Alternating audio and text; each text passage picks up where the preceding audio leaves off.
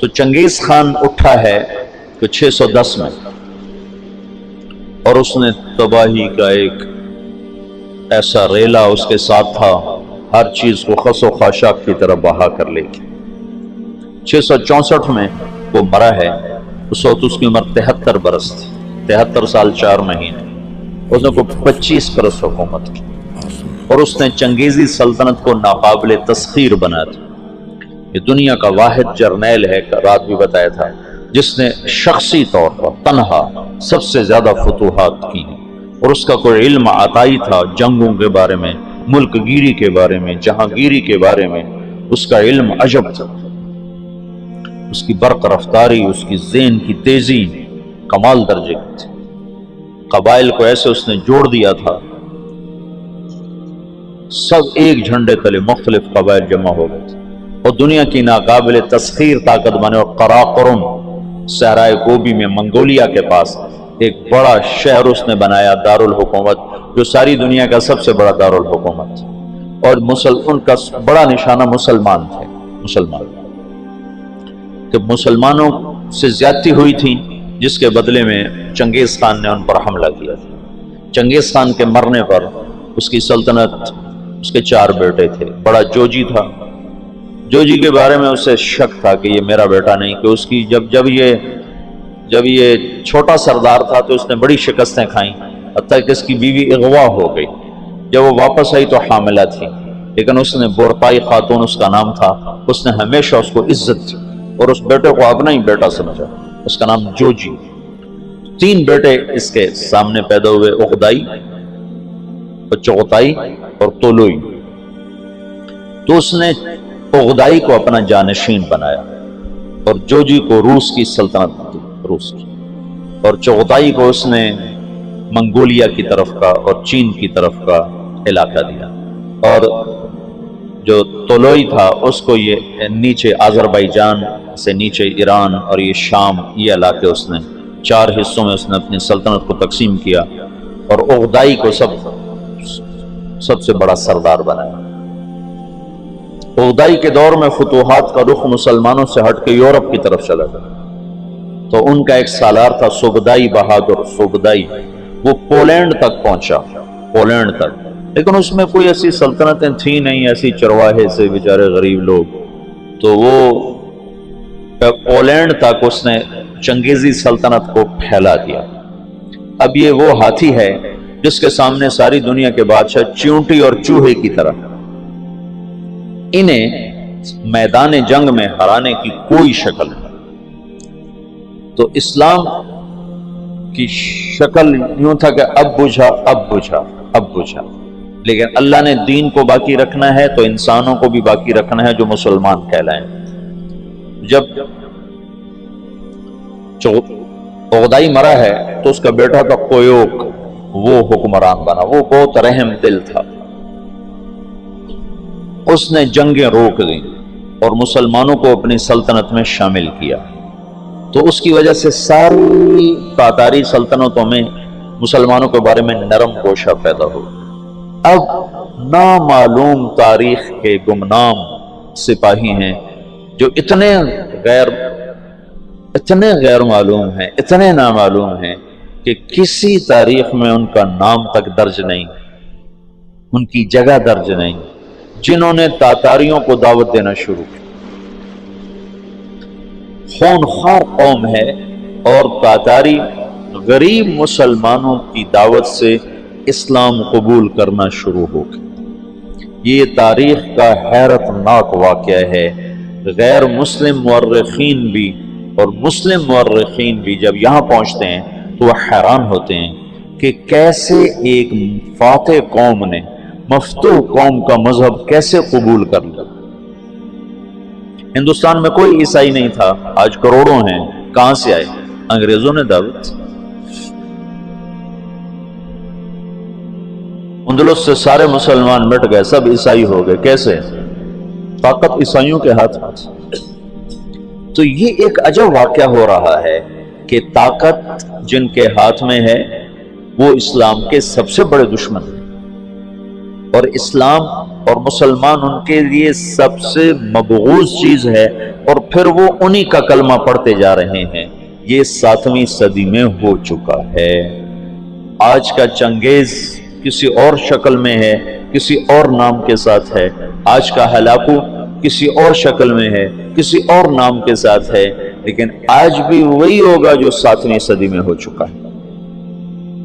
ہم ان کو سیاسی میدان میں، جنگی میدان میں شکست نہیں دے سکتے۔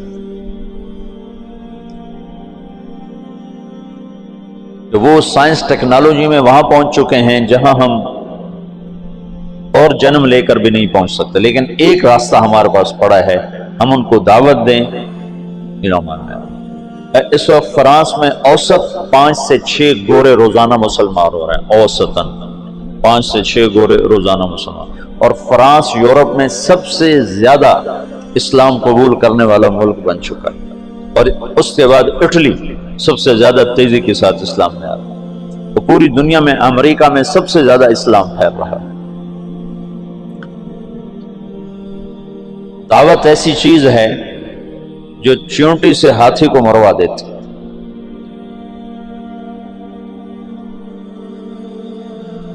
اس کی نرمی سے کچھ دل نرم ہوئے اور اسلام داخل ہونا شروع ہوا۔ تو کویوک جب مرا ہے تو اس کا بعد طلوئی کے 4 بیٹے تھے، ایک قبلائی خان، ایک منگو خان، ایک بوکا خان اور ایک ہلاکو خان۔ تو اس وقت جوجی کا بیٹا ایباقا وہ سب سے بڑا سردار تھا تاتاریوں میں، تو انہوں نے مشورہ کیا کہ اب ہم کس کو اپنا خاقان بنائیں، تو ایباقا نے منگو خان کے بارے میں کہا کہ اس کو اپنا خاقان بناؤ۔ منگو اسلام دشمن تھا، اس کے دور میں بغداد تباہ ہوا ہے۔ جب بغداد پہ حملے کا لشکر نکلا ہے تو یہ جو مسلمان دائی تھے یہ جوجی کی نسل میں اپنا کام دکھا چکے تھے، اور جوجی کا پوتا برکا خان مسلمان ہو گیا۔ ان کی دعوت پر ایک وزیر مسلمان ہوا۔ وزیر کو جب موقع ملتا برکا خان کو اسلام کے فضائل سناتا، اس کو باتیں بڑی اچھی لگتی، پھر وہ پوچھتا تمہیں یہ باتیں کون بتاتا ہے، تو پھر وہ بڑے مناسب طریقے سے کہتا کہ یہ مسلمانوں کا دین ہے، یہ مسلمان بتاتے ہیں۔ پھر اس نے کہا مجھے مسلمانوں کا کوئی وفد ملاؤ۔ پھر ایک وفد اس سے ملا، انہوں نے اسلام کی دعوت دی، اسلام کے بنیادی اصول بتائے، تو برکا خان مسلمان ہوا۔ روس آج بھی دنیا کی سب سے بڑی سلطنت ہے، اس وقت بھی روس بہت بڑی سلطنت تھا، تو جتنا روسی مغل تھا اور چنگیزی تھا وہ برکا خان کی برکت سے سارے کا سارا مسلمان ہو گیا۔ کوئی تلوار نہیں۔ ہلاکو جس نے بغداد کو تہ تیغ کر کے رکھ دیا، 15 لاکھ آدمی ذبح کر دیا۔ 658 میں پھر اس نے مصر پہ چڑھے، اس دوران حلب، شام، دمشق کو اس نے اینٹ سے اینٹ بجا دیا۔ پھر 658 میں وہ دمشق مصر کی طرف حملہ آور ہوا۔ تو مصر پر اور ہندوستان پر، حالانکہ یہ دونوں ملک کے لوگ کو اتنے دلیر نہیں تھے جتنے کہ شام، عراق، یہ جو جنگجو قومیں تو یہاں تھی، عرب اور مصر تو مخلوط قوم تھی، ہندوستان مخلوط قومیں تھیں، لیکن کوئی اللہ کی قدرت ہے، نہ ہندوستان پہ مغل حاوی ہو سکے نہ مصر پہ حاوی ہو سکے۔ دونوں جگہ ہندوستان والوں نے تو طاقت سے، اور اللہ کی مدد تو دونوں کے ساتھ تھی، اور مصر والوں نے سیاست سے۔ 658 میں ہلاکو خان نے مصر پہ حملے کے لیے فوج نکالی تو اس کا بھائی منگو خان مر گیا۔ منگو کے مرنے پر یہ قانون تھا کہ جو تاتاری جہاں پر ہے، جب خاقان اعظم مر جائے تو سب قراقرم پہنچیں تاکہ اگلے خان کا انتخاب کیا جا سکے، اگلے خاقان کا انتخاب کیا جا سکے۔ تو وہ وہاں سے نکلا تو اس کی بیوی تھی، وہ عیسائی ہو چکی تھی، دوقوزہ، اور اس کا سالار تھا کتبوغا، وہ بھی عیسائی ہو چکا تھا۔ وہ مسلمانوں پر بہت ظلم اٹھاتے تھے، بہت ظلم اٹھاتے تھے، اور ان دونوں نے بڑی کوشش کی کہ ہلاکو خان عیسائی ہو جائے، لیکن وہ عیسائی نہیں ہوا۔ تو انہوں نے اس کی منت کی کہ تم واپس نہ جاؤ، مصر کو فتح کر لو۔ وہ تو مر گیا، اب تو پہنچ بھی نہیں سکتے ہیں، تو تم بعد میں جانا، پہلے مصر فتح کرو۔ اس نے کہا نہیں، یہ چنگیز خان کا قانون ہے، میں اسے پورا کروں۔ اور اس نے ایک لشکر کا حصہ شام میں چھوڑا، فلسطین میں، اور 2 حصے لے کر وہ واپس چلا گیا قراقرم کی طرف۔ تو اس موقع سے فائدہ اٹھا کر مصر والوں نے خود حملہ کر دیا۔ تو عین جالوت پر 658 میں رمضان میں یہ جنگ لڑی گئی، اور 40 سال کے بعد مسلمانوں کو پہلی فتح نصیب ہوئی، اور اس میں قطبوغا گرفتار ہوا۔ تو وہاں مصر میں اس کو ٹکڑے ٹکڑے کر کے ختم کیا گیا، پر وہ ایسا کم وقت تھا کہ بوٹی بوٹی ہو گئے، پر اس نے سی نہیں کی، اف نہیں کی۔ انہوں نے کہا کیا تاتاری عورتوں نے بچے جننے بند کر دیے جو میرا کوئی بدلہ نہ لے گا؟ میرا بدلہ لینے والے ضرور آئیں گے، لیکن اللہ نے وہ موقع نہ دیا۔ برقع خان ایمان لا چکا ہے۔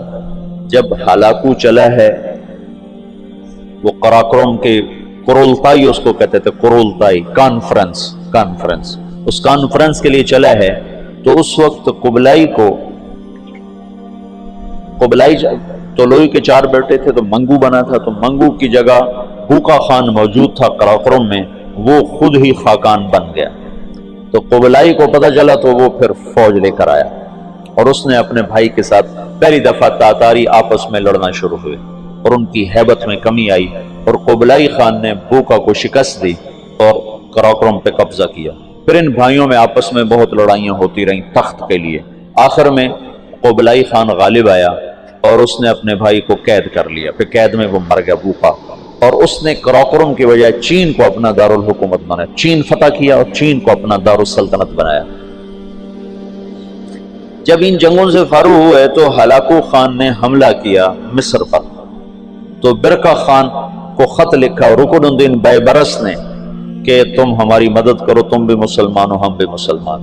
تو پھر برقع خان نے ہلاکو کو خط لکھا کہ تم مسلمانوں پہ حملہ نہ کرو، ورنہ میں تم پہ حملہ کروں گا۔ تو ہلاکو نے اسے خط لکھا کہ تم نے چنگیز کا قانون نہیں پڑھا کہ تاتاری آپس میں نہیں ٹکرایا کرتے؟ تو اس نے اس کو جواب دیا کہ وہ بھی کافر تھا، تو بھی کافر ہے، تو حملہ کرے گا میں تیرے پر حملہ کروں گا۔ جب وہ مصر پہ حملہ آور ہوا تو برقع خان ہلاکو پہ حملہ آور ہوا، تو اس نے ہلاکو کو شکست دی، اور مصر اس تسلط سے نکل گیا۔ پھر ان دونوں بھائیوں کی، چچا زاد بھائیوں کے آپس میں لڑائیاں ہوئیں، جس میں ہلاکو کو آخر میں شکست ہوئی، اور اس غم سے وہ بھی 42 سال کی عمر میں فالج کے مرض سے مر گیا۔ اس کا پوتا ہلاکو کا پوتا نکودار اس کا نام تھا، پہلے وہ عیسائی ہوا، عیسائی، اور اس نے اپنا نام نکودار رکھا۔ یہ نکودار خاقانی نام نہیں ہے، لیکن بعد میں اللہ نے اس کو اسلام کی دولت دی تو مسلمان ہو کر اس نے نام احمد خان رکھا۔ ہلاکو کی نسل میں اسلام داخل ہو گیا۔